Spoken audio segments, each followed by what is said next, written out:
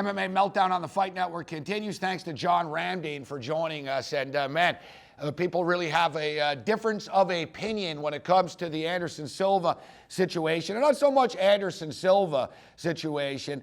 And I've been tweeting a lot about this in the last 24 hours or so. And I think a lot of fight fans really actually don't care. I don't think the fight fans care. But nevertheless, there's somewhat of an epidemic and a systematic issue here, because you got to believe that the corporate sponsors would care, that Reebok would care, that Fox would care. Fox paying over $100 million a year. You got to believe that some of the corporate entities would actually care.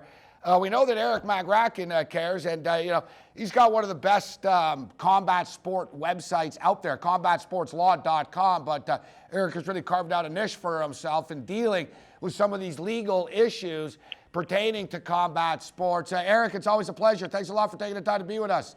Yeah, thanks for having me on, Gabe. So, Eric, man, you've got your hands full. Not only are you a real attorney, but you've got your hands full. Seems like every couple of weeks. I mean, this is the second pay-per-view in a row that we've had scandal after the fact. Now, first thing I thought of was sort of like politics.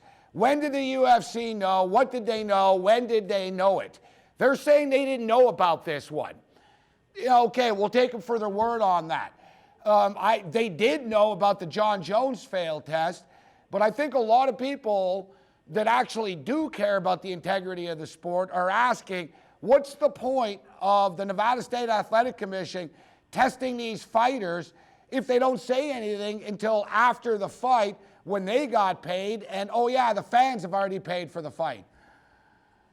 Yeah, I think it's an important question, and the John Jones situation is a little bit different. I mean, it wasn't a good situation, but cocaine was not banned out of competition, and so, the regulators' hands were somewhat tied there. Here, they take a test over 3 weeks before the fight.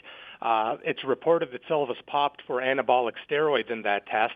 Let's accept what's reported as being accurate, that the commission didn't get the test results until after the bout, and that the UFC didn't learn of those test results after the bout. Absolutely.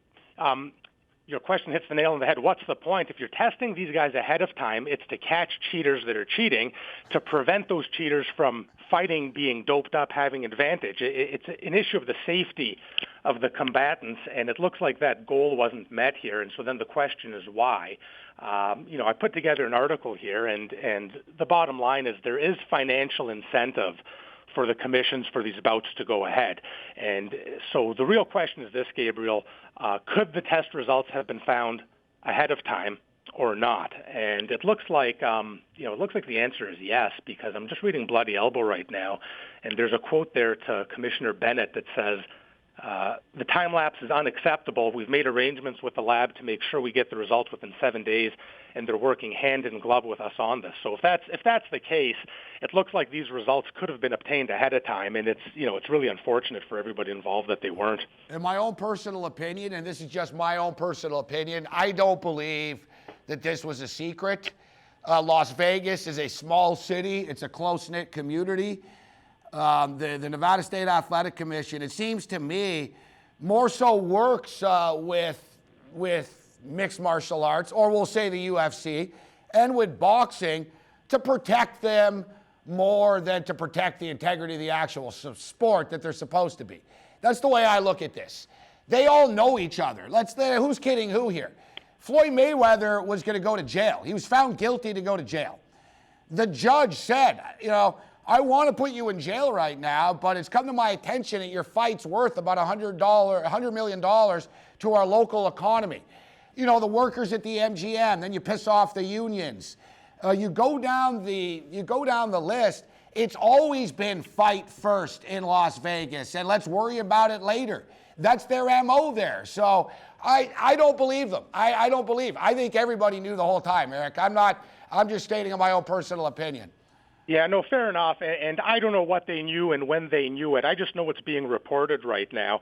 And if that Bennett quote is accurate, then these results could have been known 7 days after the test was taken. From there, if that's the case, we know that the bout would have been canceled, and we know if the bout was canceled, it would have cost just the UFC a lot of money, but it would have cost the government of Nevada a lot of money because they take the gate receipts from this bout. And this was a high gate affair. I think it was reported at $4.5 million.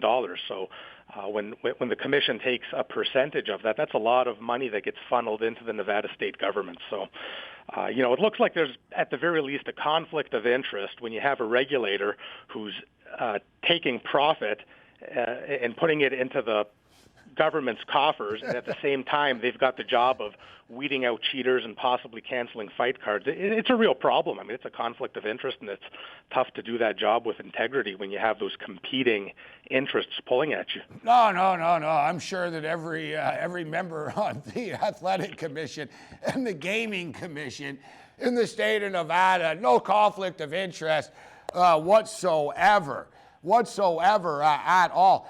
We only got about a minute and a half left here, but at what point, and I'm saying this because me personally, I don't want to be a hypocrite because I don't know, I want the fights to go on as well. So, I think that, we don't have enough time to get to the morality of all of this, but in all seriousness, Eric, here, if they really do care, at what point does the governor of Nevada get involved and say, you know what, we got a real problem here at the Nevada State Athletic Commission?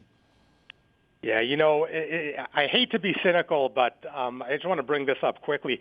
Look at Tennessee. Tennessee has an athletic commission, and it's reported that they're going to be yanked. And if you dig into it, it looks like the government wants to take away that commission because they're not making any money, that they're not financially self-sustaining. And so it's costing the government money to regulate the sport. If you step back, the government regulates the sport, at least on paper, for the safety of fighters, and that really needs to be the only goal of the commission. And the government just needs to back off. But, at the end of the day, it's just really hard not to be cynical about all this, Gabriel. And honestly, the government, and I bring up the governor is Republican, pro-business, and it's good for the state. You take boxing and you take the UFC out of Vegas, and what do they got? They got UNLV basketball. Maybe they'll get an NHL team. They need combat sports in that city. It's a big part of the local economy. We got to wrap it up, but check out combatsportslaw.com. Some very, very interesting articles posted by Eric. Thanks for the time, Eric. Yeah, thanks for having me. We'll come back with our videos in a week.